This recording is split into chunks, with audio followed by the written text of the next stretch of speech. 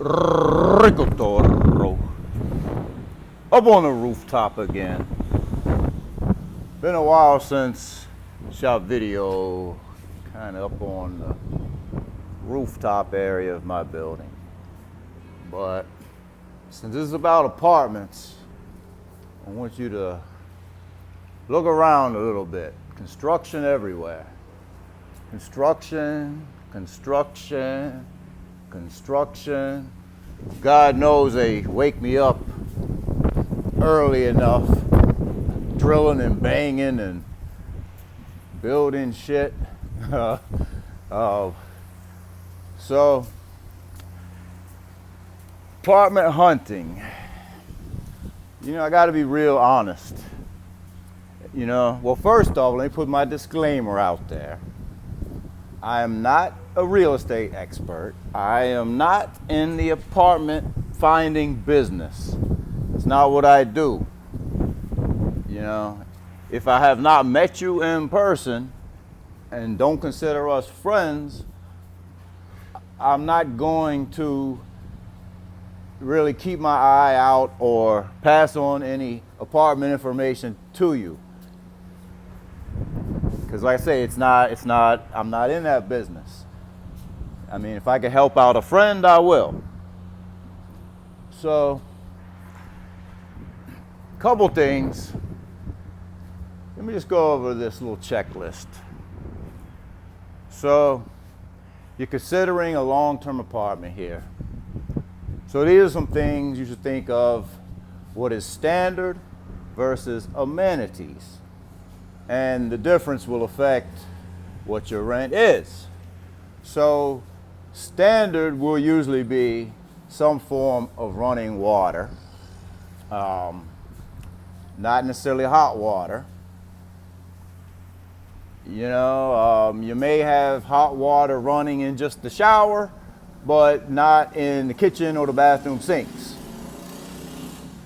Some apartments, well, for instance, my first apartment was like I just mentioned. No full hot water throughout, just in the shower. But the apartment I'm in now has full hot water throughout. I just have to turn on a switch for the water heater. So, all right, backup power. Some places have inverters. Most modest apartments in Sosua that a gringo or foreigner will be renting has an inverter. Some of the more higher end places, we're talking like $800,000-$900,000 a month places, may have a full backup generator. Which basically the difference is the inverter usually means your refrigerator and your air conditioner does not work while you're on a backup, but just about everything else does. So, in addition to that, also a pool, an air conditioner. Those are considered amenities, not standard. You know, almost 3 years. Well, basically 3 years ago. Well, I've been living here almost 3 years. So, 3 years ago, at the time I was searching, your cookie cutter apartment without air conditioner, without a pool, started around $350 in Sosua. That's for a furnished apartment in Sosua, Bate. Now, well, back then that meant $500 if you wanted an air conditioner and a pool. And so now one of the things that's really displeasing to me is, you know, October 2019, I moved into my first apartment. $500 a month. Again, I had some form of backup power, hot water for a shower, a pool, and an air conditioner, one bedroom. And however, now that same apartment, and a lot of landlords are doing this, they're all saying the same thing. We're putting in brand new backup generators. We're upgrading, adding some bells and whistles for this, for that. You know, we're doing all this fine tuning. So the $500 apartment of a couple years ago is now $700. So the $700 apartment of a couple years ago, we'll say, which was places like Infinity Blue or Club Residential, a couple other places, that is like 900 to 1,000. Those are places that have, like, you know, a little more amenities, full backup generators, full hot water, security, but they also have a lot of rules. You know, you can't control your company there the way you can in just a regular modest apartment in Sosua. And problem right now a lot of people are having is, you know, there's just a lot of the landlords, they're forecasting this big, huge high season coming, like October. They're forecasting like they're gonna hit the lottery of new tourists. And a lot of them, you know, they're coming with new rules. You know, some of them no longer will allow you to have guests, AKA lady friends, that may, you know, work a little bit outside. You know, some of them,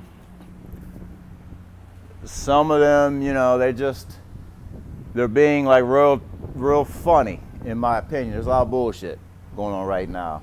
And, you know, I've spoke to some landlords, and also a close friend of mine is in the process of finding an apartment, and he's passing on what he's getting.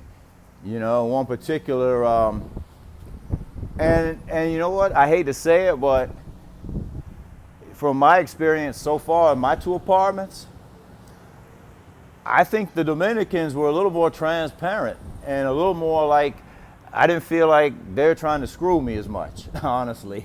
You know, I just got basically retroed.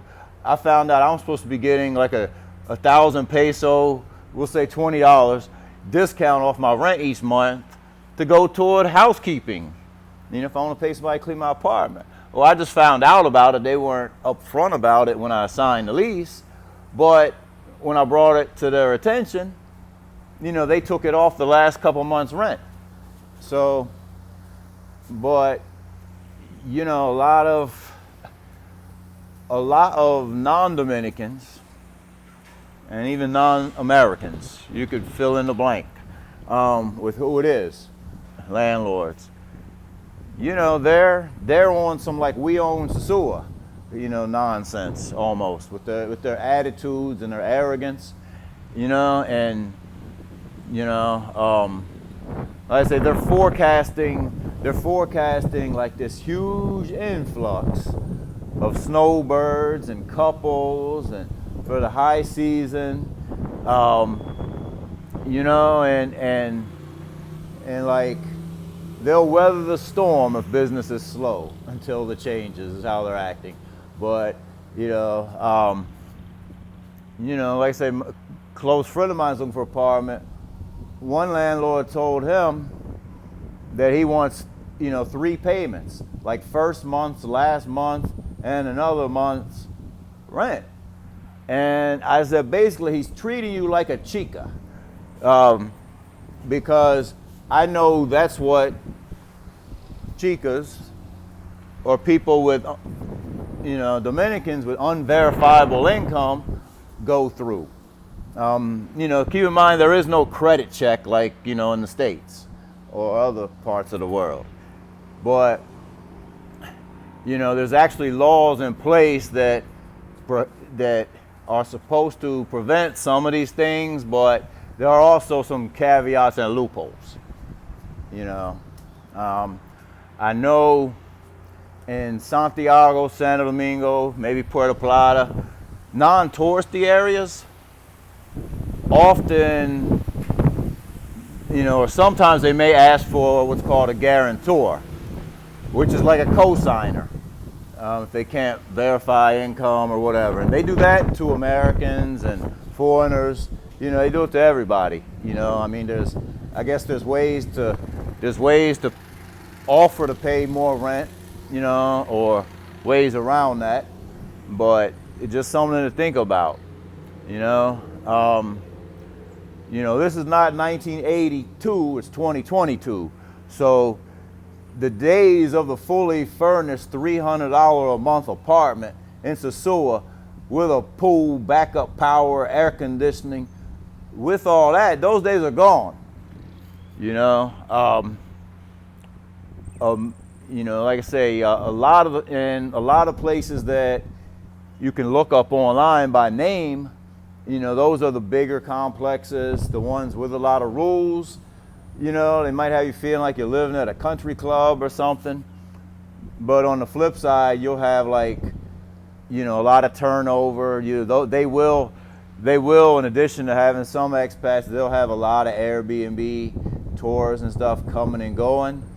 And unfortunately, a lot of the nice, the decent, you know, small apartments, or should I say small buildings, you know, a little more modest or whatever, a little more private, you know, you can do your own thing. You don't have, you know, they treat us like adults. You know, you don't need security if you know how to make good decisions. You know, they treat us like adults. They, you know, as far as your guests and things, but you still have everything you need. But unfortunately, a lot of them don't have names. You know, a lot of them don't have for rent signs in front of them. So you almost have to know somebody that lives in that just lives in various places, you know, and then you just have an ask, hey bro, are there any units available in your building? And sometimes there may not be, but sometimes their landlord may own other properties, you know. For instance, I haven't met him in person, but, you know, on one side of my building in this house, you know, a guy that lives there owns 2 buildings really close to me, in which I had two different friends living in, you know, each of those buildings. You know, but like I say, there's no big for rent signs going on, and, you know, it's no easy access. You just can't walk in the gate and see like a rental office, you know. But, you know, my thing is, I know I'm all over the place, forgive me, but still hit the like, subscribe if you haven't. But the cost is going up for everything, you know. They, like I say, they'll say it costs more to repair things, but we're also adding all kind of new bells and whistles and amenities and things to make it comfortable and nice. They're saying, all the landlords are pretty much saying that right now in the sewer. Whether it's true or not, or they're just trying to cover their ass, or thinking about this new Sosua that's coming, or whatever, I don't know. But, you know, it's just, there's some things to be aware of. You know, there are a couple like links that I'm going to provide in the description. You know, a couple of like Facebook groups. Some of them are like expat groups, you know, like everything Sosua, everything Puerto Plata, Cabarete. And then Facebook Marketplace is also where a lot of Dominican landlords post apartments. Usually they post by pesos, those. But a friend of mine made a good point last night. We were hanging out. He said, but if you are looking for like an apartment in one of the barrios that's furnished, they're gonna know it's for a gringo, because, you know, Dominicans typically bring or buy their own furniture. But that kind of, to me, I fantasize about the idea of pimping out a barrio apartment with my own furniture and stuff. But also, though, to me, it's kind of limiting. It's nice to have your own personal touch on things, but, you know, that's stuff you have to sell or move or get rid of. You know, if you decide, or the decision is made for you that, you know, you have to leave for whatever reason. And I just prefer to keep it light, you know, in case I do, God forbid, get stuck in the States or something a while and I'm not able to come back and just have to forfeit the place. You know, it's just less of a loss to take. I'm okay with losing some clothes and my microwave and TV, you know, if that's what it comes down to. But so yeah, some of these, you know, you'll see some links, you know, down in the description. And like I say, a lot of times it seems like they're going for the high end game right now. That's what they're promoting, you know. But it's not really necessary, you know. I think you have to, you know, and I'm not telling you all, I don't want you to overthink everything, you know. Sometimes, you know, I heard this point the other day too. Some guys overthink everything, but instead of just coming down and getting the vibe, putting their feet on the ground, walking around, and getting the vibe of an area, of a place, before you jump into it. So as always, my thing might be to get an Airbnb for a couple of days or a week. Maybe you like the Airbnb you're in. Maybe you can try to cut a side deal with the, you know, with the property manager or the owner of that. You know, maybe there happens to be some for rent signs in the neighborhood of the Airbnb, and which is how I found my first apartment. You know, there was some for rent signs on the same street as my Airbnb.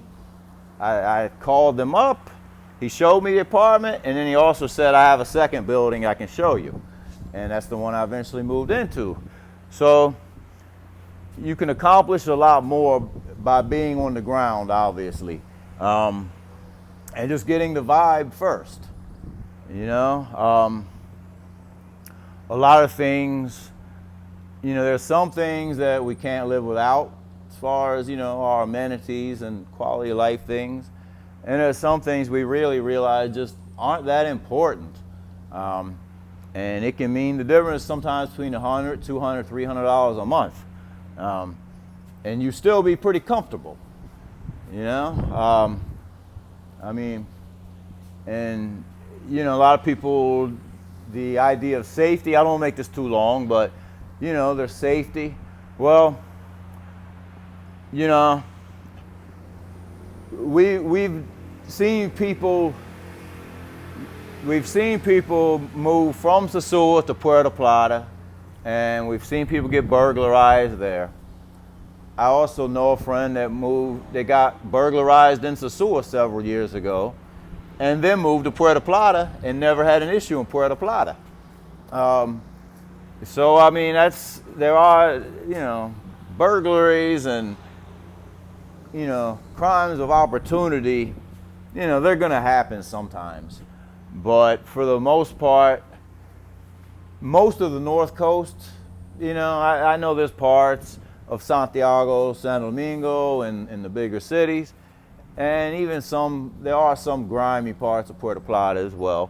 But for the most part, most of us are going to be relatively safe 24/7, no matter where we are. You know, just by being alert and aware of our surroundings. So, hope you find this helpful. Like I say, I'm not the expert. I'm just giving you my perceptions, and based on some of my experiences and interactions recently, you know, boots on the ground. So hit that sub if you have not already. And you know, hit the bell too, so you get some alerts. Rico.toro.